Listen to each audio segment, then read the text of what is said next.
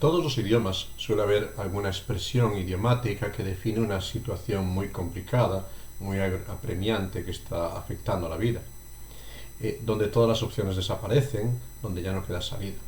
En castellano usamos esta expresión, estar entre la espada y la pared, sin poder avanzar porque el filo de la espada amenaza con la muerte, sin poder retroceder porque un muro se levanta a nuestras espaldas para dejarnos sin movimiento. Situaciones de adversidad que realmente nos dejan desprovistos de toda opción para la vida y revelan nuestra verdadera debilidad, nos hacen reconocer nuestra derrota, nos dejan desprovistos de todo recurso. ¿Qué podemos hacer cuando la espada está delante, la pared está detrás? La historia del pueblo de Israel, sobre todo en este momento en que salen de Egipto, es aleccionadora para cada uno de nosotros. En este momento el pueblo de Israel había sido liberado de más de 300 años de esclavitud bajo la opresión de los látigos de los capataces egipcios. Años de penuria, donde por fin veían un atisbo de luz y de esperanza para empezar su vida como pueblo. Dios había derramado las 10 plagas sobre Egipto, de tal forma que aquel pueblo que les tenía cautivos y esclavizados sintieron la necesidad de dejar marchar al pueblo de Israel para poder tener un poco de paz. Pero habiendo abierto las puertas, Faraón también reconsideró el coste de perder tanta mano de obra barata y salió a perseguir a aquel pueblo de esclavos, un pueblo que no tenía preparación militar, que no tenía ninguna estructura de defensa. Por un lado, el ejército más poderoso de la tierra en aquella época, el ejército de Faraón. Por otro lado, un pueblo de esclavos asustados, trabajadores deseando huir y encontrar su salida. La espada les perseguía. Para agravar la situación, el pueblo israelita llegó pronto a una encrucijada del camino, donde todo ese camino de huida, de salir de Egipto, abocaba a la costa del Mar Rojo. Delante de ellos todos los caminos les llevaban hacia el mar. No era un muro de piedras, era un límite de agua que frenaba su salida. La pared estaba ante ellos.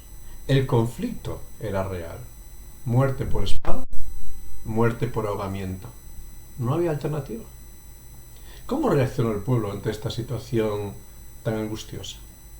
En Éxodo 14 nos relata la historia y nos dice en el versículo 10 que el pueblo clamó a Jehová. ¡Qué bueno! El pueblo entendió que Dios les había liberado de Egipto y alzaron la voz y clamaron. En mi angustia, decimos a veces en alguna canción, clamé al cielo. Cuando estamos en apuros buscamos salidas y alzamos los ojos en medio de la desesperación. Es cuando miramos al cielo en busca de respuestas urgentes y apremiantes. Pero sabes, creo que el clamor de este pueblo no era un clamor de fe, sino más bien era un clamor de queja. No era una oración de esperanza en el poder de Dios, en el poder que les había sacado de Egipto, sino era una recriminación. ¿Por qué nos permites vivir esta situación tan angustiosa? ¿Por qué? ¿Por qué a nosotros, que nos has sacado, ahora nos permites morir en el medio del desierto, sin esperanza? Afirmo esto porque la segunda reacción que nos relata el texto, la encontramos en los versículos 11 y 12, fue una reacción de queja. Se quejaron de Moisés. A ver, Moisés, ¿no te dijimos que esto ya iba a pasar? ¿No te das cuenta del lío en el que nos has metido? Con lo cómodos que estábamos recibiendo latigazos y más carga de trabajo vez tras vez. ¿Sabes? El temor de la angustia nos lleva a ser irracionales. La angustia nos impide ver con perspectiva correcta la realidad del camino que tenemos por delante. Las situaciones angustiosas nos hacen perder de vista la realidad que la fe promete. Y Dios les había prometido libertad. Estaban clamando en incredulidad sin fe. Y sin fe, la oración, el clamor carece de poder. Sin fe en que Dios guarda el camino, sin fe en que Dios provee la salida, sin fe en que Dios está en control de la historia, no queda esperanza. No hay salida. Es Moisés quien va a tener que transmitir palabras de ánimo, un mensaje de fe. Y así dice al pueblo, Éxodo 14, versículos 13 y 14, estas palabras maravillosas. Y Moisés dijo al pueblo, no temáis, estad firmes y ved la salvación que Jehová hará hoy con vosotros, porque los egipcios que hoy habéis visto, nunca más para siempre los veréis. Jehová peleará por vosotros, y vosotros estaréis tranquilos. Qué promesas, ¿verdad? Qué promesa de ánimo, de confianza, de fe. No os preocupéis. Jehová peleará por vosotros, y vosotros estaréis quietos, tranquilos, sosegados. ¿Sabes? El problema era real. Sus temores eran irracionales. Los problemas que nos afectan en la vida son reales. El temor, la reacción emocional ante ellos es lo que es irracional.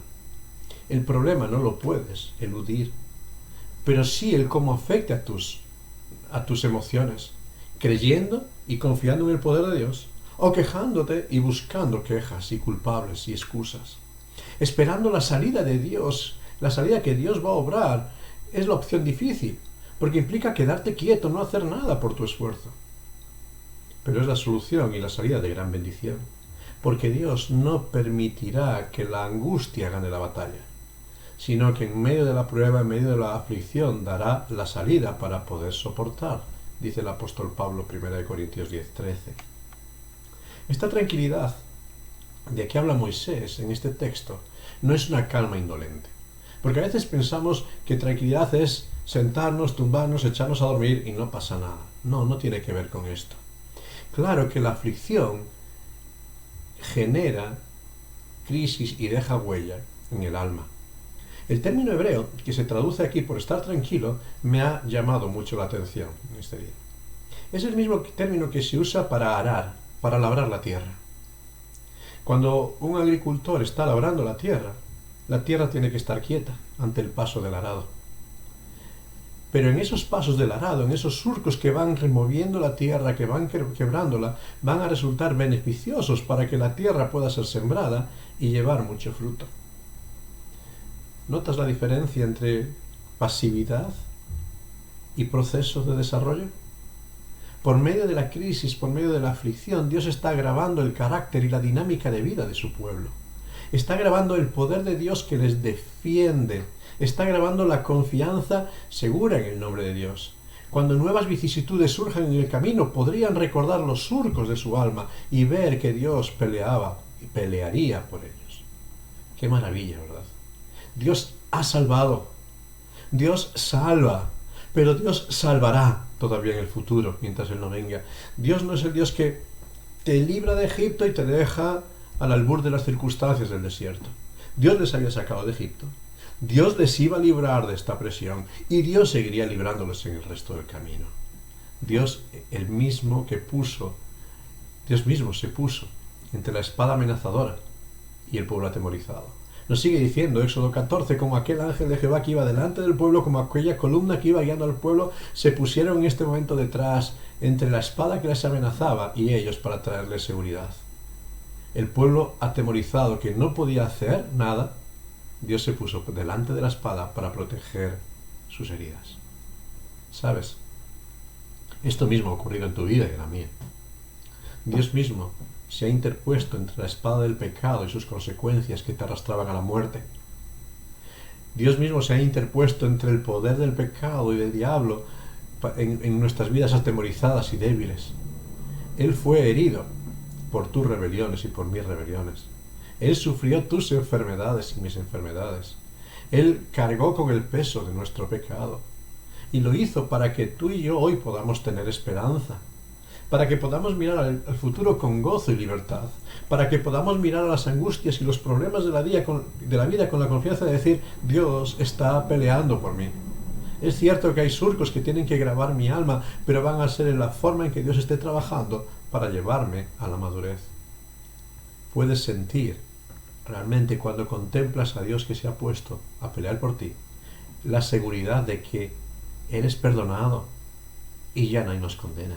Y el apóstol Pablo lo va a decir ahí en Romanos cuando nos dice, ¿quién condenará?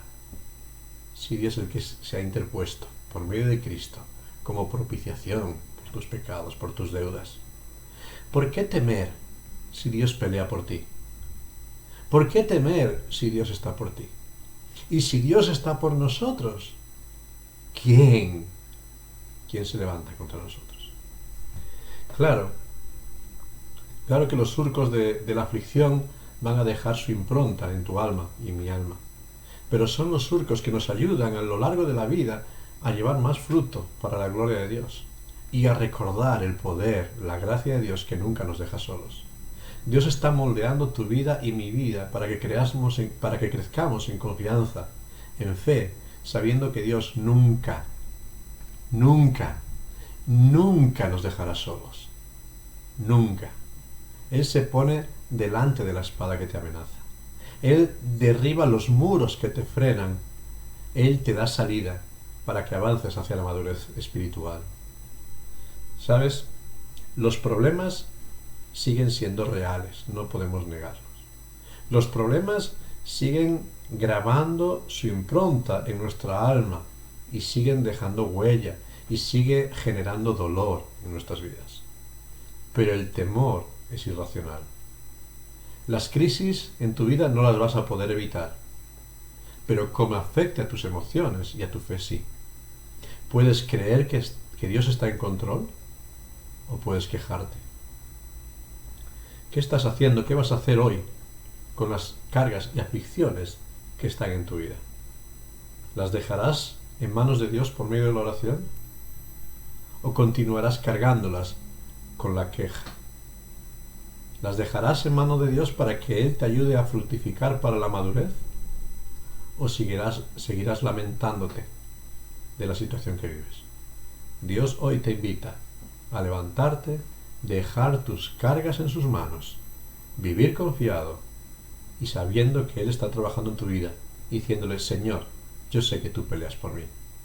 Por tanto, vivo tranquilo y sigo avanzando porque tú abres camino. Que el Señor te bendiga en este día.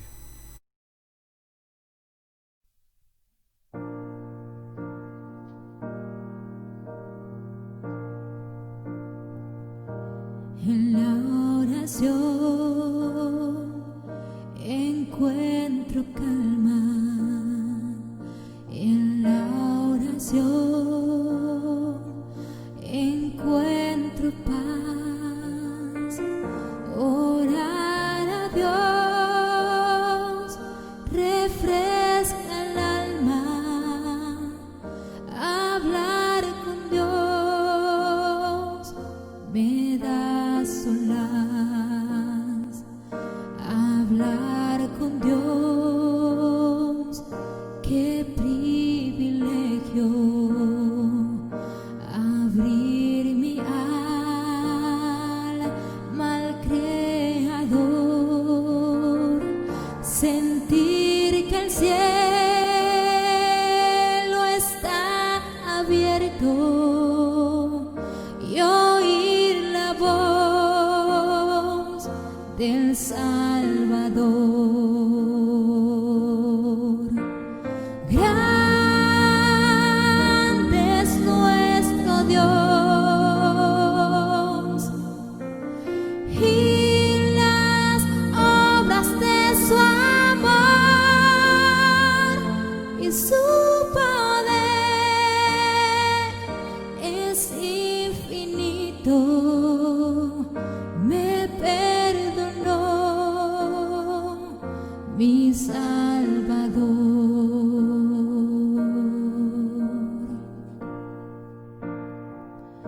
Hablar con Dios yo necesito,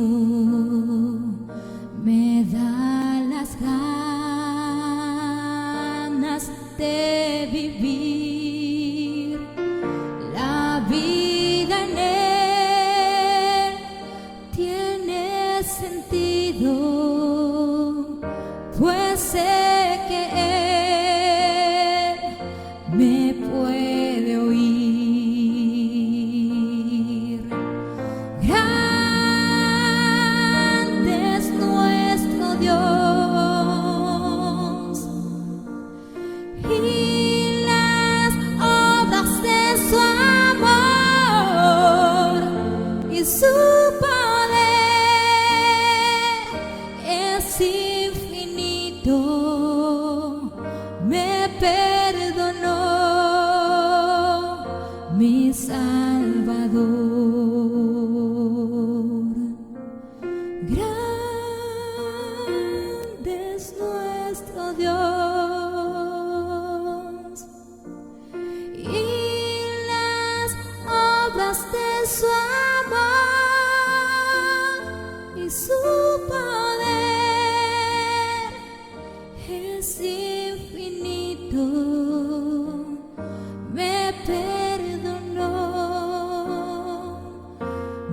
Salvador.